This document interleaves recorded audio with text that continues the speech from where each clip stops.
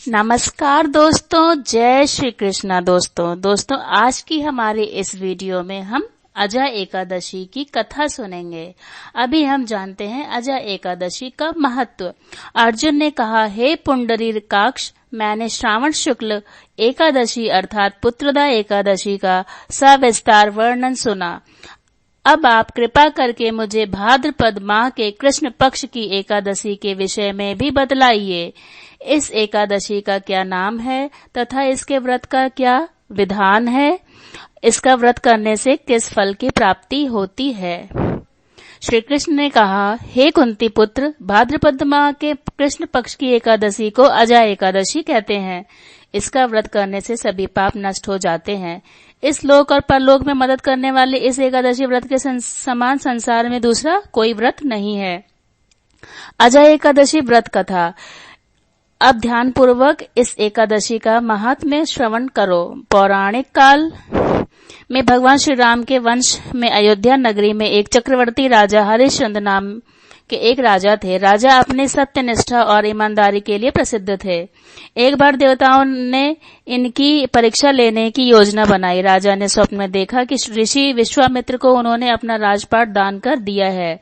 सुबह विश्वामित्र वास्तव में उनके द्वार पर आकर कहने लगे, तुमने स्वप्न में मुझे अपना राज्य दान कर दिया। राजा ने सत्यनिष्ठ व्रत का पालन करते हुए संपूर्ण राज्य विश्वामित्र को सौंप दिया। दान के लिए दक्षिणा चुकाने हेतु राजा हरिश्चंद्र को पूर्व जन्म के कर्म फल के कारण पत्नी, बेटा और खुद को बेचना पड़ा। हरिश्चंद्र को एक डोम ने खरीद लिया जो स्मशान भूमि में लोगों के दाह संस्कार का काम करवाता था। स्वयं वह एक चांडाल का दास बन गया। उसने एक चांडाल के यहाँ कफन लेने का काम किया, किंतु उसने इस आपत्ति के काम में भी सत्य का साथ नहीं छोड़ा। अब इसी प्रकार उसे कई वर्ष बीत गए तो उसे अपने इस नीच कर्म पर बड़ा दुख हुआ और वह इससे मुक्त होने का उपाय खोजने लगा। वह सदैव इसी चिंता में रहने लगा कि मैं क्या करूं, किस प्रकार इस नीच कर्म से मुक्ति पाऊं। एक बार की बात है, वह इसी चिंता में बैठा था कि गौतम ऋषि उसके पास पहुंचे। हरिश्चंद्र ने उन्हें प्रणाम किया और अपनी दुख भरी कथा सुनाने लगे।